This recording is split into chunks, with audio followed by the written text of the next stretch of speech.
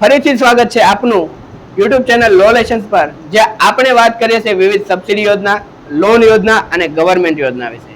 જો હજી પણ તમે ચેનલને સબસ્ક્રાઇબ ના કરી હોય તો ચેનલને સબસ્ક્રાઇબ કરી લેજો, કારણ કે આ ચેનલ પર આપણે વિવિધ સબસિડી યોજના, લોન યોજના અને ગવર્મેન્ટ યોજનાના વિડીયો અપલોડ કરેલા છે અને હજી પણ કરતા રહીશું. હવે આજે આપણે એક એવી સમસ્યાની, એક એવા મુદ્દાની વાત કરવાના છીએ જે ઘણા બધા લોકોની સમસ્યા છે, અને એ છે કે લોન નથી મળતી. હવે કોઈ પણ વ્યક્તિ જનરલી પોતાના બે ઉદ્દેશ્યોને સંતોષવા માટે લોન લેતા હોય છે. એક છે બિઝનેસ કરવા માટે અને એક છે પર્સનલ એક્સપેન્સ માટે. ભલે પછી એ બીજી લોનના ઈએમઆઈ ભરવા લોન લેતા હોય તો એને પણ આપણે પર્સનલ એક્સપેન્સમાં સમાવેશ કરી લઈશું. સાચું કહું તો ઘણા બધા લોકોના કોલ આવતા હોય કે સર લોન નથી મળતી, અથવા તો લોન મળે છે તો ઊંચા ઇન્ટરેસ્ટ દર એટલે કે ઊંચા વ્યાજ દર સાથે લોન મળે છે. તો આજે આપણે એનું સોલ્યુશન કરવા માટે આ વિડીયો બનાવ્યો છે, અને આ વિડીયોમાં આપણે જોઈશું કે આપણે શું શું ધ્યાનમાં રાખવું જોઈએ કે જેથી આપણને સરળ રીતે અને સારા વ્યાજ દરે આપણને લોન મળી શકે. સૌથી પહેલા આપણે જોઈશું કે સેલેરાઇડ પર્સનને પર્સનલ લોન માટે કઈ કઈ બાબતનું ધ્યાન રાખવું જોઈએ, અને એ પણ સ્ટોરીના સ્વરૂપમાં. જે બાબતનું ધ્યાન રાખવું જોઈએ એ હું ત્યાં કહેતો જઈશ કે આ બાબતનું ખાસ ધ્યાનમાં રાખવું. સમજી લો કે હું એક સેલેરાઇડ પર્સન છું અને મારે પર્સનલ લોનની જરૂર છે, તો હું જે સીધો બેંકમાં, પણ કઈ બેંકમાં? જે બેંકમાં મારું સેવિંગ એકાઉન્ટ છે અને જે બેંકમાં મારું સેલેરી એકાઉન્ટ છે, એટલે કે સેલેરી આવે છે, એ બેંકમાં. હવે અહીંયા ખાસ ધ્યાનમાં રાખવા જેવી બાબત એ છે કે આપણે આપણું એકાઉન્ટ એટલે કે સેવિંગ એકાઉન્ટ એવી બેંકમાં રાખવું જરૂરી છે કે જે બેંક આપણને લોન આપી શકે. જો મારું એકાઉન્ટ કોઈ સ્મોલ ફાઇનાન્સ કે કોઓપરેટિવ બેંકમાં હોત તો ત્યાં મને ઇઝીલી લોન મળી શકત નહીં. તો આવી બેંકમાં એકાઉન્ટ રાખવાની કોઈ ફાયદો જણાતો નથી. તો મારે મારું એકાઉન્ટ નેશનલાઇઝ બેંક અથવા તો બિગ પ્રાઇવેટ બેંકમાં એકાઉન્ટ રાખવું જરૂરી છે. બીજી અહીંયા ખાસ ધ્યાનમાં રાખવા જેવી બાબત એ છે કે મારે મારી સેલેરી મારા બેંકમાં આવવી જરૂરી છે. જો તમારી સેલેરી તમારી બેંકમાં ના આવતી હોય તો તમારા એમ્પ્લોયરને રિક્વેસ્ટ કરી અને કહી શકો કે મારે સેલેરી બેંકમાં જોઈએ છે. એમાં એમ્પ્લોયરનું કોઈ નુકસાન છે નહીં. અને જો મારે કેશ સેલેરી આવતી હોય તો કેશ સેલેરીનું કોઈ વેલિડ પ્રૂફ નથી, અને કોઈ પણ બેંક કેશ સેલેરીનું તમે ગમે તે પ્રૂફ આપો એ વેલિડ ગણશે નહીં. હવે મારું એકાઉન્ટ સમજી લો કે એસબીઆઈ અને બેંક ઓફ બરોડા જેવી નેશનલાઇઝ બેંકમાં છે, અને હું જઈશ હવે સીધો બેંક ઓફ બરોડા અથવા તો એસબીઆઈ બેંકમાં, અને ત્યાં જઈને લોન ડિપાર્ટમેન્ટમાં લોન ઓફિસરને મળીશ અને કહીશ કે સર મારે પર્સનલ એક્સપેન્સ માટે પર્સનલ લોનની જરૂર છે, આ છે મારું બેંક એકાઉન્ટ અને હું તમારો એટલા વર્ષથી કસ્ટમર છું.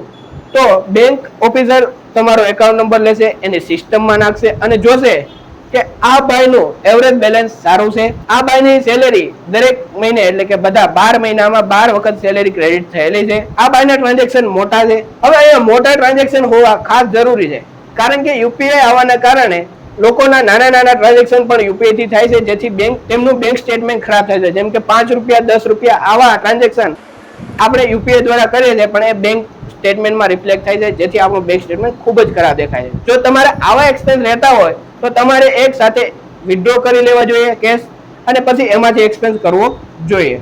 હવે બેંક વાળાએ જોયું કે મારા બધા ટ્રાન્ઝેક્શન સારા છે, દરેક મંથમાં સેલેરી મારી ક્રેડિટ થાય છે, એવરેજ બેલેન્સ મારું સારું છે, અને એક્સપેન્સ પણ મારા સારા છે મોટા મોટા, અને ઇન્કમ પણ સારી એવી છે. તો બેંક વાળાનું માઇન્ડ અત્યારે પોઝિટિવ થઈ ગયું છે, અને હવે એ મારા પાસેથી પાન કાર્ડ અને આધાર કાર્ડ માંગે છે, અને હું બેંક વાળાને પાન કાર્ડ અને આધાર કાર્ડ આપું છું.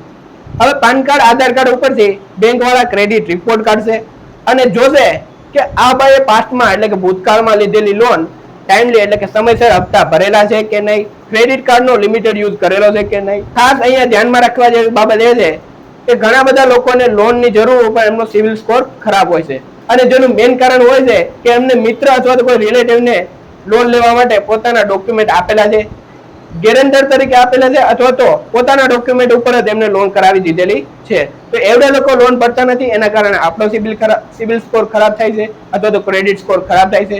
તો આવા ટ્રાન્ઝેક્શન આપણે જનરલી કરવા જોઈએ નહીં. હવે બેંક વાળા મારો સિવિલ સ્કોર જોવે છે, 700 અથવા તો 750 પ્લસ મારો સિવિલ સ્કોર આવે છે, જેથી બેંક વાળા આગળ વધે છે, અને મારી પાસે હવે બેંક વાળા એડ્રેસ પ્રૂફ, જેમ કે ઘરનું એડ્રેસ પ્રૂફ માંગશે અને હું જ્યાં જોબ કરું છું ત્યાંનું એડ્રેસ પ્રૂફ માંગશે. તો આ બધા ડોક્યુમેન્ટ હું બેંકને સબમિટ કરું છું અને હવે બેંક મેઇન વસ્તુ ઉપર આવશે જે છે ઇન્કમ એલિજિબિલિટી, એટલે કે મારી આવક એટલી છે કે હું ઈએમઆઈ ભરવા સક્ષમ છું.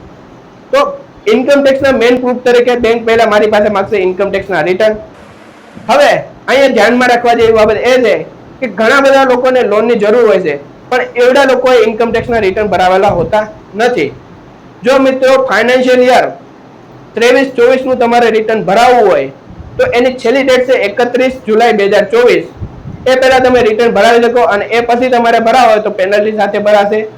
અને જો લોન મળી શકે એવા રિટર્ન તમારે ભરાવો હોય તો એક્સપર્ટનો કોન્ટેક્ટ નંબર છે 63 515 61 512. કોન્ટેક્ટ કરી તમે લોન મળી શકે એવા રિટર્ન ભરાવી શકો છો.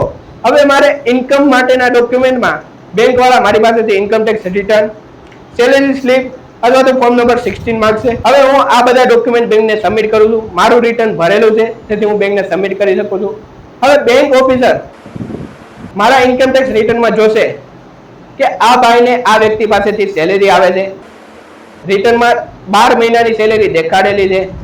હવે આ ભાઈની 12 મહિનાની ઇન્કમ એટલી સક્ષમ છે કે બધા લોનના ઈએમઆઈ ભરી શકે અને પોતાનો ઘરનો ખર્ચો પણ કાઢી શકે. હવે અહીંયા મારું ઇન્કમ ટેક્સનું રિટર્ન વ્યવસ્થિત રીતના ભરેલું છે, મારો સિબિલ સ્કોર સારો છે, મારા બેંકના ટ્રાન્ઝેક્શન સારા છે, બેંકમાં સેલેરી આવે છે, સારી જગ્યાએ મારું બેંક એકાઉન્ટ છે, આ બધું મારું વસ્તુ રેડી છે. તો અહીંયા મારે સિક્યુરિટીની જરૂર રહેતી નથી અને બેંક વાળા મને લોન આપવા રેડી થઈ જશે.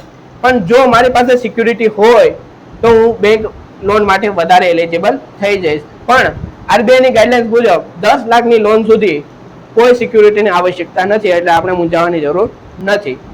હવે આપણે કઈ કઈ વસ્તુનું ધ્યાનમાં રાખવી એ સમરાઇઝ કરી લઈએ તો મારું બેંક એકાઉન્ટ એવી બેંકમાં હોવું જરૂરી છે જ્યાં મને લોન મળી શકે, મારી બેંકમાં મારી સેલેરી આવતી જરૂરી હોવી જોઈએ, મારી બેંકની એવરેજ બેલેન્સ સારી હોવી જોઈએ, સારા ટ્રાન્ઝેક્શન હોવા જોઈએ, મારો સિબિલ સ્કોર સારો હોવો જોઈએ, સાથે સાથે મારા ઇન્કમ ટેક્સના રિટર્ન ભરેલા હોવા જોઈએ, મારા ઇન્કમના બધા પ્રૂફ વેલિડ હોવા જોઈએ અને મારા એડ્રેસના પ્રૂફ પણ હોવા જરૂરી છે.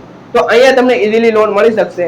જો આપણે સેલેરીડ પર્સનને બિઝનેસ લોન માટે કઈ રીતના બેંક પાસે રિપ્રેઝન્ટ કરવું એ આ વિડીયોમાં જોઈશું તો વિડીયો થઈ જશે લાંબો, એટલા માટે એ આપણે જોઈશું નેક્સ્ટ વિડીયોમાં. આજના દિવસ માટે આટલું જ. ફરી મળીશું બીજા વિડીયો સાથે. જય હિન્દ.